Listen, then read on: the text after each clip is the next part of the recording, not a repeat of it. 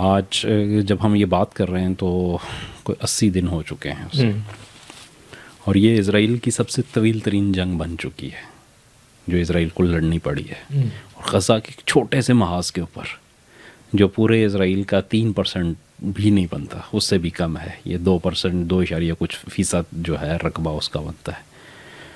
اور اگر اس کا تقابل آپ ماضی کی جنگوں سے کریں تو 1967 کی سب سے جو بڑی جنگ تھی جو پورے عرب ممالک نے مل کے لڑی تھی، اس کا 6 دن میں فیصلہ ہو گیا تھا، اور مشترکہ عرب افواج کو شکست فاش ہو گئی تھی، اور اس نے قبضہ کر لیا تھا پورے فلسطین کے اوپر اسرائیل نے، بشمول مسجد اقصیٰ اور بیت المقدس کے۔ تو یہاں پہ بھی یہ جب جنگ شروع ہوئی تھی تو کچھ لوگوں کا یہ کہنا تھا کہ یہ حماس نے جو ہے نا بہت بڑی غلطی کی ہے، اور انہوں نے جیسا چھیڑ دیا اسرائیل کو تو اب بہت ہوگا۔ اس میں کوئی شک نہیں کہ شہادتیں بہت بڑی تعداد میں ہوئی ہیں وہاں پہ، اور یہ بات بھی حقیقت ہے کہ غزہ کا جو انفراسٹرکچر ہے وہ بری طریقے سے تباہ ہوا ہے۔ لیکن دوسری طرف آپ دیکھیں کہ 1 صدی کے بعد،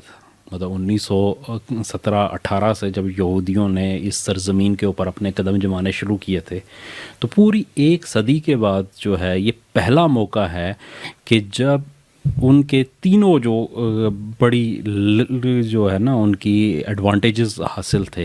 زمین کے اوپر، ایک تو یہ کہ وہ اتنی بڑی فوجی قوت ہیں کہ ان کے مقابلے میں کوئی کھڑا نہیں ہو سکتا۔ دوسری متھ انہوں نے یہ یہاں پہ کریٹ کی تھی کہ جو ان کی انٹیلیجنس ہے وہ اتنی تیز ہے کہ وہ مطلب جسے محاورتاً کہتے ہیں کہ اڑتی چڑیا کے پر گن لیتی ہے، اور کوئی چیز ہمارا ڈیفنس سسٹم ناقابل تسخیر ہے۔ اچھا، اور پھر تیسری جو چیز وہ یہ تھی کہ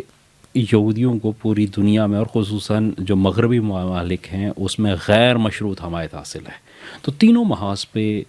اس وقت اسرائیل ناک آؤٹ ہو چکا ہے۔ عملی طور پہ صورتحال یہ ہے کہ اگر آپ دیکھیں کہ ہم نے بات کی کہ 80 دن گزر چکے ہیں اور ابھی تک وہ مزاحمت کو کچل نہیں سکا۔ مطلب کل کے دن میں، جب ہم آج ہفتے کو یہ بات کر رہے ہیں، کل جمعے کو بھی غزہ سے اسرائیل کی مختلف سیٹلمنٹ پہ راکٹ فائر کیے گئے ہیں۔ انہوں نے جو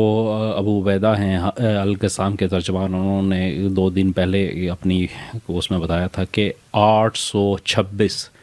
گاڑیاں اور ٹینک انہوں نے تباہ کیے ہیں وہاں پہ، اور انہوں نے کہا کہ ملبہ ہمارے پاس ہے۔ ویڈیوز انہوں نے جاری کی ہیں، اور یہ بھی ایک بڑی ہے کہ میڈیا جو جسے کہتے تھے کہ یہودیوں کا بڑا کنٹرول ہے میڈیا کے اوپر،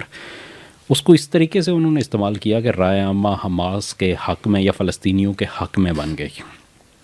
تو یہ سارے انہوں نے ٹارگیٹ اچیو کر لیے۔ دوسرے طبقات ہیں وہ یہ بھی ایک الزام لگاتے ہیں کہ دیکھیں اس میں خود مغربی طاقتوں کا بھی ایک سپورٹ حاصل رہی ہے، جس میں ایلن مسک صاحب انہوں نے وہ سیٹلائٹ سپورٹ، جہاں پانی بند ہے، خوراک بند ہے، نیٹ چل رہا ہے۔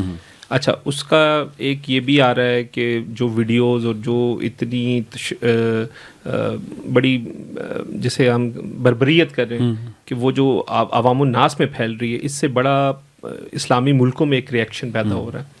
تو کیا یہ اس کو ہوا تو نہیں دیا جا رہا کہ مسلمان ملکوں کے اندر بھی یہ ایک افراتفری یا بے چینی پیدا ہو؟ دیکھیے، یہ افراتفری یا بے چینی کی وجہ جو ہے، اور میں آپ کو بتا دوں ہمارے سواد اعظم نے بھی فتوے دے دیے اتنی بے چینی پیدا ہو۔ ہاں، اب تو خیر مطلب افغانستان کی جنگ پہ جو فتوے نہیں دیے تھے جنہوں نے غزہ کے اوپر دے دیے ہیں، چلیں اللہ اس کا اجر دے ہونا ہے، اور یہ بھی بڑی بات ہے کہ اس پہ بولے ہیں۔ لیکن میں آپ کو دوسری چیز کہہ رہا ہوں کہ دیکھیں، اس نے ایک اور کام یہ کیا ہے کہ خود مسلمان ممالک میں نہیں، ویسٹرن جو ممالک ہیں ان کے اندر بھی ان کی جو فالٹ لائنز تھی نا، جو ہم کہتے تھے کہ مطلب ہم نے آگے ذکر کیا کہ پاکستان میں یا تیسری دنیا کے ممالک میں جو حکومتیں ہوتی ہیں وہ عوام کی ریپرزنٹیٹیو نہیں ہوتی، ٹرولی اپنی ریپرزنٹیٹیو نہیں ہوتی۔ لیکن اس غزہ کی اس جنگ نے، اس کے جو